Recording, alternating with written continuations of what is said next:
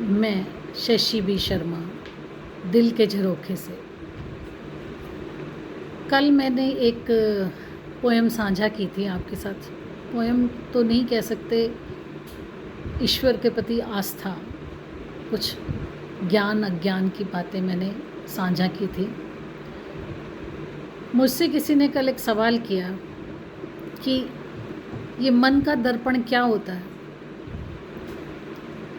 तो चलिए उस दर्पण को फिर से थोड़ा सा और डिस्क्राइब करते हैं ताकि मेरे व्यूअर्स को समझ में आए कि एक्चुअली मैं कहना क्या चाह रही हूँ, ये मनुष्य का दर्पण क्या है।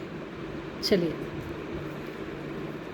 जब तक हमारा मन शब्दों से भरा है, विचारों से भरा है, तब तक बेचैन है।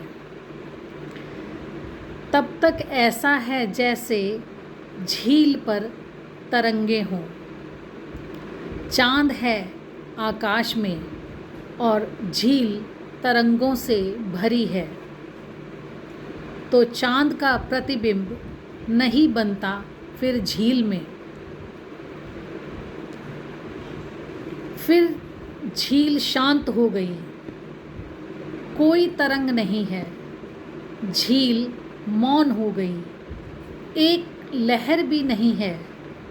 झील की छाती पर झील बिल्कुल साइलेंट, शांत हो गई, तो झील एक दर्पण बन गई और चांद उसमें प्रतिफलित हो जाता है, रिफ्लेक्ट हो जाता है, दिखाई पड़ने लगता है। मौन की स्थिति में हम बन जाते हैं दर्पण, शांत, और तो जो है वह उसमें प्रतिफलित हो जाता है, उसमें दिखाई देने लगता है। तो मन क्या है? मन को क्या बनाए? मनुष्य को बनना है दर्पण। सत्य को जानकर कोई आज तक दुखी हुआ हो, ऐसा मैंने सुना नहीं। सत्य को बिना जाने कोई सुखी हो ना पाया, ऐसा भी मैंने सुना नहीं। सत्य को जाने बिना आनंद मिल गया हो किसी को, इसकी भी बहुत कम संभावना है। सत्य को जानकर कोई आनंदित ना हुआ हो, ऐसा कोई अपवाद भी नहीं। सत्य आनंद है, सत्य अमृत है, सत्य सब कुछ है, जिसके लिए हमारी आकांक्षा है, जिसे पाने की एक प्यास है, प्रार्थना है ईश्वर के प्रति। लेकिन हम दर्पण नहीं है जिसमें सत्य प्रतिफलित हो जाए। तो मनुष्य को दर्पण बनना ही पड़ेगा। चुप, एक लहर भी ना हो मन में, तभी वो दर्पण बन पाएगा।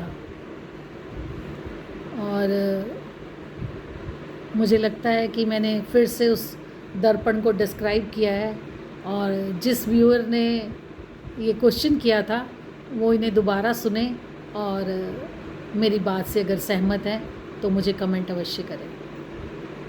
इसके साथ ही मैं आपसे एक पोलाइट रिक्वेस्ट करती हूँ, मेरे इस चैनल को सब्सक्राइब करें, और मेरे शब्द, मेरी पंक्तियाँ पसंद आएँ तो शेयर भी करें अपने दोस्तों के साथ, और लाइक अवश्य करें। Thank you.